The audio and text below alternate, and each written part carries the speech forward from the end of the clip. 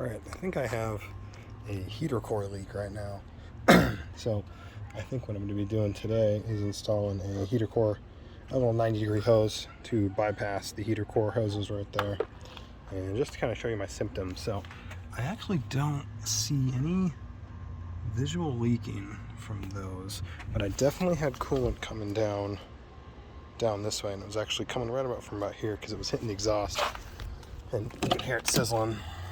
The main issue I have is coolant coming out right there. You can see that's dried, but that's where it was coming out of. And that is the part of the heater box right there.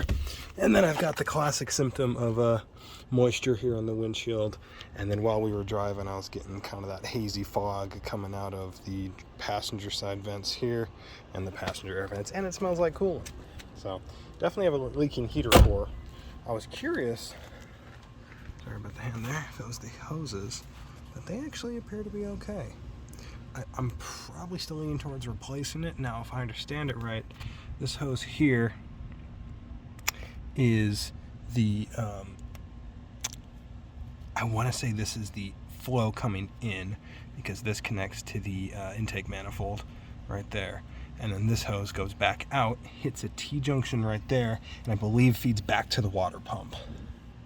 And actually, I'm curious, I've heard one of the common failure points is coolant will drip or will leak from the back of the intake manifold, because I do have the, oh, you can't really see it, the plastic intake manifold. As far as I know, it's the original. This is my 2000, so it's possible it's leaking from there, but it's definitely at least leaking from the heater core. It's possible it's also leaking from another location. But what I'm going to do today is pop this 90-degree elbow in, connect those two hoses, and basically use that to verify if it's just the heater core leaking or if it's the another part of the cooling system. This is Dorman part 47063. It is plastic, but it seems to be for this very purpose, and it was about $5. So we're going to try it, and we'll find out. So actually, to get this installed, my strategy here is real simple. Now, I have some additional wiring here. This here is power wire, loomed power wire for my amp, so most people won't have this in the way, but I can also undo that if necessary. But I'm just going to be getting my pliers on there, breaking those two hose clamps loose and shoving them together. I'm also going to use that time to inspect and see if there is any water signs of coolant leaking down underneath there, because again, coolant was, that's why this towel is here, it was coming down from about this line here. Some of it was splashing onto the tire. See some of that mess down there. Most of it though seemed to be hitting the exhaust. So let's do this bypass, start it up. I am going to need to go get some more distilled water. I'm just going to be running water in it for now because I'm going to be doing this heater core swap in the next week, so I'm not concerned about running straight water for a week. And we'll see how this goes. Alright, update on where I'm at. Both hoses are off, and yeah, that's the stock heater core. Look how corroded that is. That would explain, you can see a little bit of fluid dribbled out, it's very brown. But I don't think it was leaking from here, but I mean, that's pretty clearly gonna be pretty corroded on the inside. So I'm gonna go ahead and throw this little elbow in. Let's see, this one going right here. Just run those two hoses together.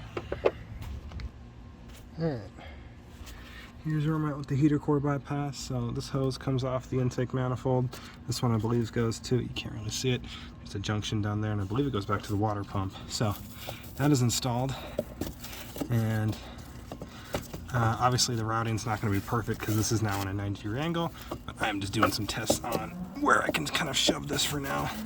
And I'm thinking aim it kind of back where it was. I just don't know how much angle is on that. Let me experiment here a little bit. Probably have it higher up like that. Okay, I think I go get some more distilled water and then run it for a little bit and see if we're still leaking. Yeah. All right, here's my heater bypass in action. So that's for the intake manifold. That's for the water pump, I believe that's the routing, but the heater core lines, you can see they're fairly corroded right there, those guys. So bypass that. I currently have dripping down below.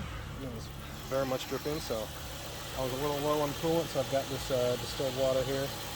And it actually works out really nicely. I can just basically pop that open, and it fills at a nice slow rate. Keeping it closed right now. The car's at about 140, 145, so once I get up to operating temp, I get 180, 190. I'll burp the system since it got low, and then just verify there's no leaks.